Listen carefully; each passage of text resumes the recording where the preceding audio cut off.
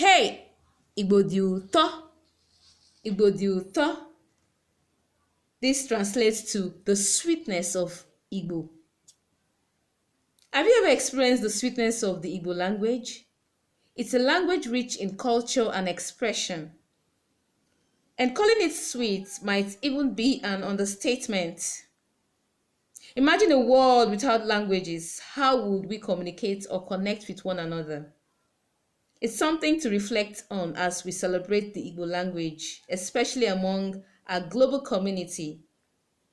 I want to take a moment to recognize and appreciate all our relatives and friends in the diaspora who ensure their children learn Igbo.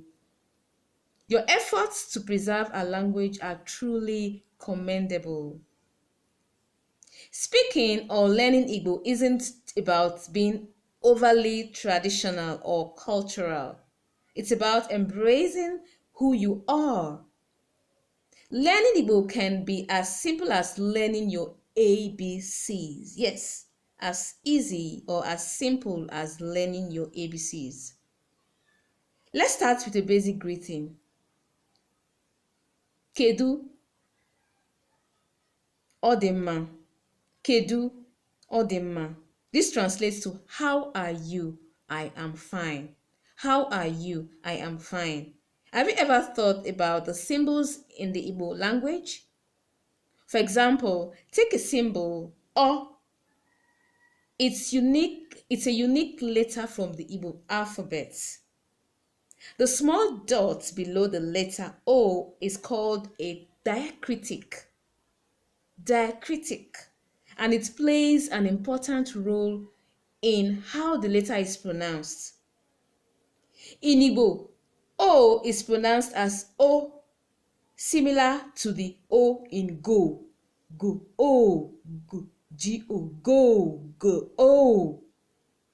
O is pronounced as O, similar to the O in so. O, so. These diacritics are essential. They not only guide pronunciation, but can also completely change the meaning of a word. Diacritics is also used in every other languages. This is why understanding and using them correctly is so important for anyone learning Igbo. For those eager to dive into learning, here's a simple assignment to start you off. In the comment section, list 5 words that contain the O sound. Until our next lesson, keep practicing. Ka odi, kodi, ka odi, kodi. Goodbye for now.